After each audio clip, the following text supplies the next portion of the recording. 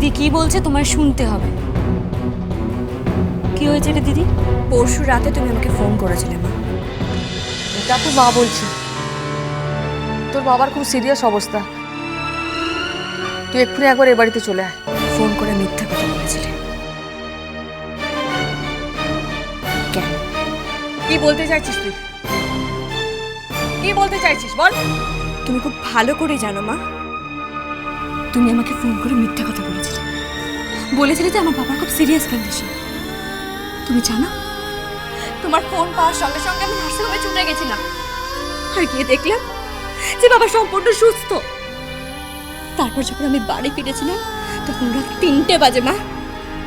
রাত 3টের সময় বাড়ির বউ তার শ্বশুর বাড়িতে ফিরছে।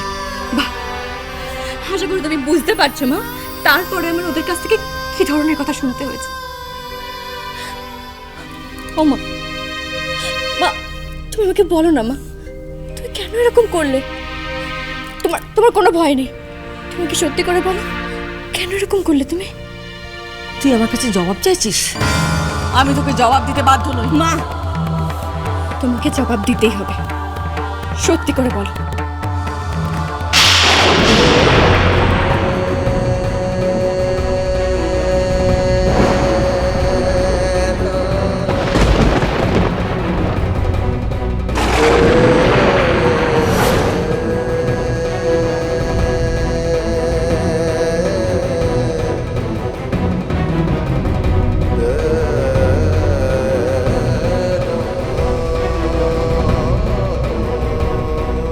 তোর এত বড় সাহস, তুই আমার কাছে কৈফিয়ত চাইছিস? হ্যাঁ, আমি যা করেছি বেশ করেছি।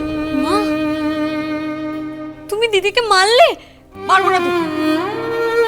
আমার কোন জন্মের শত্রু? হ্যাঁ, আমার কাছে কৈফিয়ত চাইছে? কৈফিয়ত চাইছে না মা, তুমি বুঝতে পারছো না।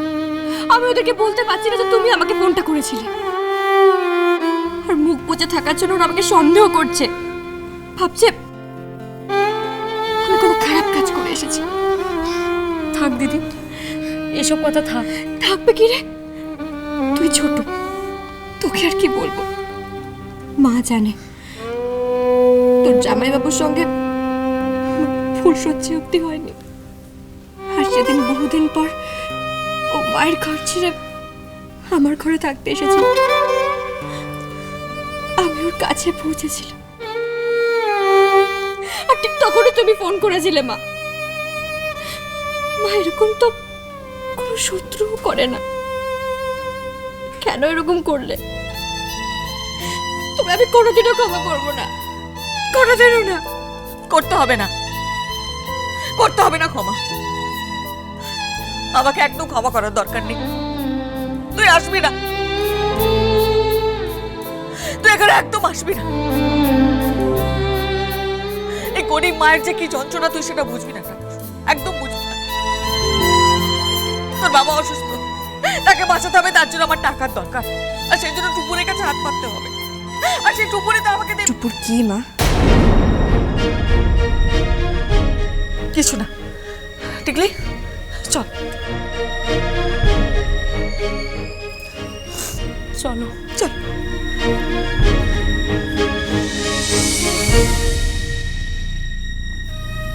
টুপুর,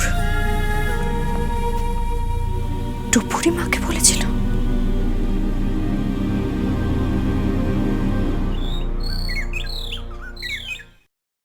হ্যাঁ মা, আমি রেডি হচ্ছি, তোমরা পৌঁছাও, আমি আসছি। হ্যাঁ, ওকে।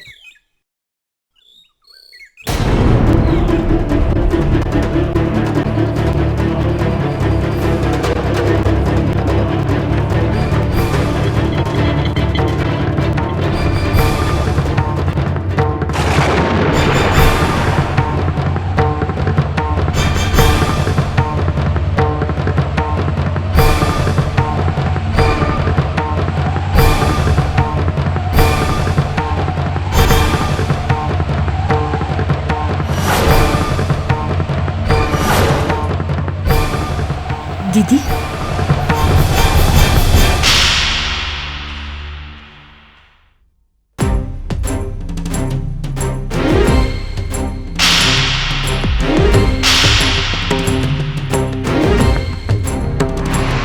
তুমি আমার গায়ে হাত তুললি? তোর এত বড় সাহস, তুই তো জায়ের গায়ে হাত তুললি? যা নয়, আমার বোনকে আমি থাপ্পড় মেরেছি। এতদিনে যে কাজটা আমার মা করেননি, বাবা করেননি, আমি আজকে সেই কাজটা করেছি। তোকে চাপকে সিধে করে দেওয়া উচিত। অসভ্য মেয়ে, তুই মাকে দিয়ে মিথ্যে কথা বলালি? তুই কি ভাবলি? হ্যাঁ, কি ভাবলি তুই? তোর এই নোংরামার জন্য টাপুরে সংসার ছেড়ে চলে যাবে? কখনো না। টাপুর এই সংসারে আছে, এই সংসারে থাকবে। প্রয়োজন পড়লে তোরাই বাড়ি থেকে বেরিয়ে যাবে। তাই নাকি?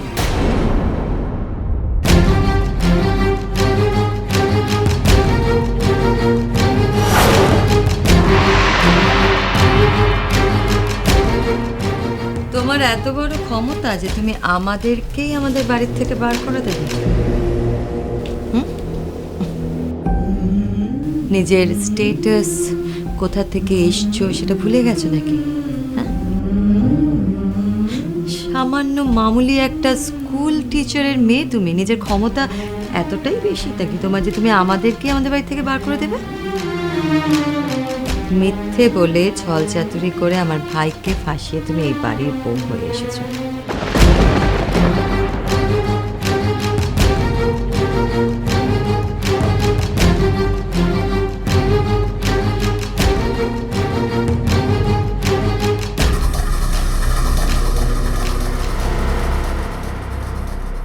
অবশ্য তুমি তো এটা বুঝতেই পারছো যে তোমাকে আমরা কেউ অ্যাকসেপ্ট করিনি।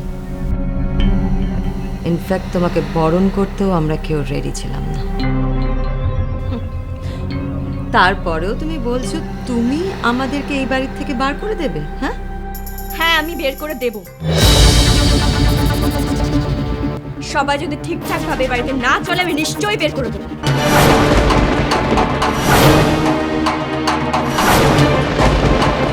আর আপনি এত কি বড় বড় কথা বলছেন? হ্যাঁ, একজন আইবুড়ো মেয়ে বিয়ে থা না করে ঘরে পড়ে আছে, বসে বসে অন্য ধ্বংস করছে। লজ্জা করে না আপনার? আর আপনি তো কি বিদ্যার গড়াই করেন? হ্যাঁ, সারাদিন তো ঘরে বসে বসে কুট কাচারি ছাড়া কোনো কাজ করতে দেখি না। শুনুন, আজ থেকে এই বাড়িতে থাকতে গেলে সমস্ত নিয়ম মেনে চলতে হবে।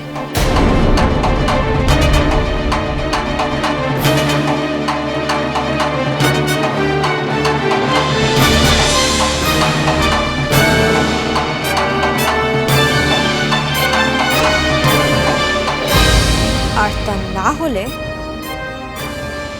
তোমার এত বড় সাহস, তুমি আমাকে নিয়ম দেখাচ্ছ? তুমি জানো আমি কে? আপনাকে জানতে আর বাকি আছে নাকি? আপনি সম্পর্কে আমার ননদ, আর আমি এই বাড়ির বউ। বাড়ির বউকে সম্মান দিয়ে কথা বলতে শিখো। আর আপনাদের প্রত্যেককে বলে দিলাম, বসে বসে খাওয়া কিন্তু আর চলবে না।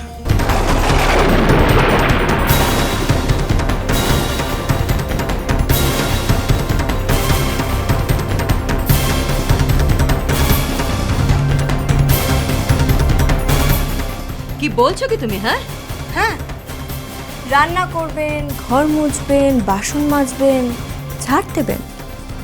আমি যে কাজগুলো করে থাকি, দরকার পড়লে আপনাদেরকেও সেই কাজগুলো করতে হবে। That means comedy. আর বসে বসে ভাত রুটি খাওয়া চলবে না।